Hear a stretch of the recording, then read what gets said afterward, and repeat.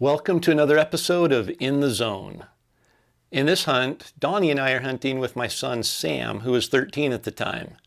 Sam had some crazy elk experiences during the season, but the experience we had this morning was one that we won't soon forget.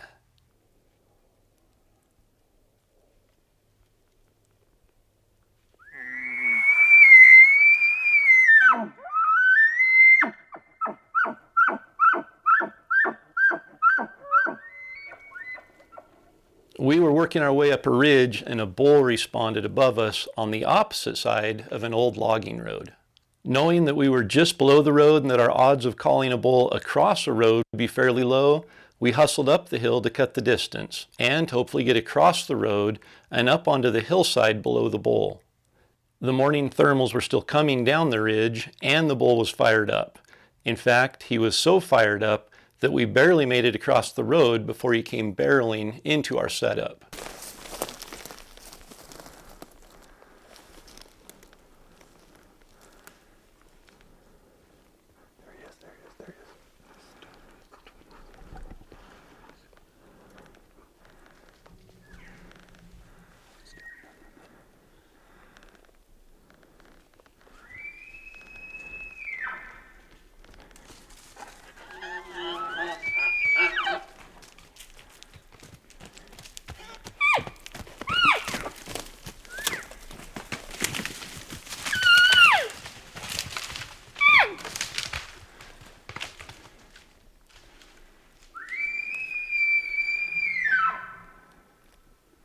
The bull came in so fast, Sam barely had time to get his bow drawn, and Donnie was also caught a bit off guard, trying to get the bull to stop so Sam could get a shot.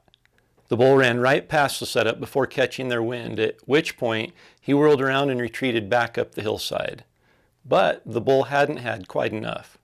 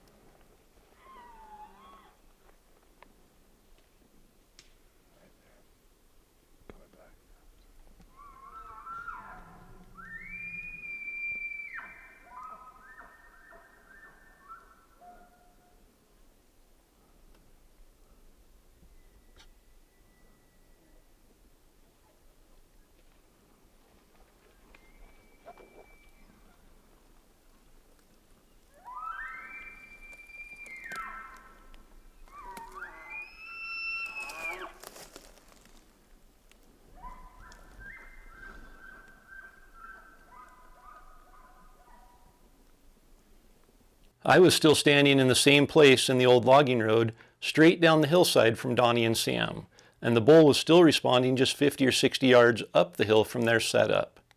I moved to the right, hoping to draw the bull back into the setup from another angle, one that he might feel more comfortable coming into. What I couldn't see from my position was that the bull was way ahead of us and already moving to the right.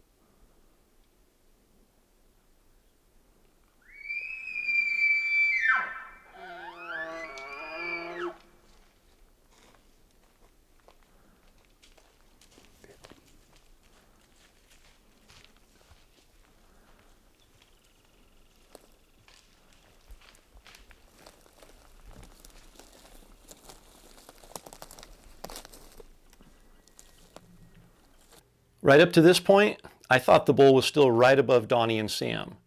In fact, it wasn't until he bugled nearly on top of me that I realized how far he had moved to the right. I quickly ran to my left, hoping to pull the bull across to Donnie and Sam, but the bull had already made it below them, and it was too late.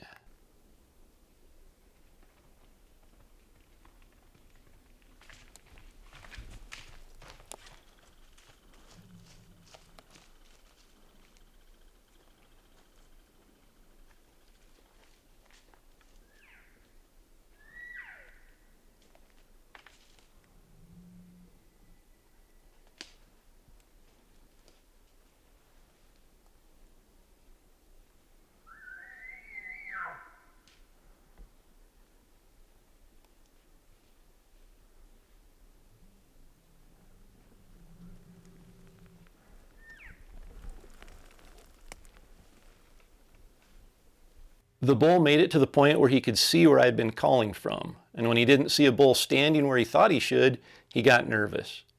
It was also at this point that the bull caught the thermals coming from Donnie and Sam and reluctantly decided to try to stay alive for another day. Looking back, had I known the bull was moving to the right, I probably should have swung to the left a little sooner and possibly had a chance of bringing the bull a little closer to the setup. However, the bull was already moving that direction, and we missed what should have been a golden opportunity on a very rut-crazed bull elk. Another thing that is probably educationally worth pointing out here is Donnie's attempt to stop the bull when he came in the first time.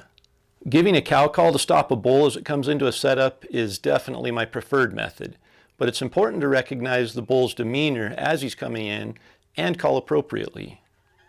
In this case, calling sooner and with more enthusiasm might have caught his attention and got him to stop broadside just 5 yards away before completely blowing through the shooting lane. On the flip side, if a bull's coming in slow and wary, a soft, subtle cow call would be better than a loud, abrupt call that might completely scare him away from the setup. Archery elk hunting is a game of inches, from calling at the right time, drawing your bow at the right time, moving at the right time. All of these actions have to be well timed and well executed. And if they're not, well, that bull just might live to bugle another day.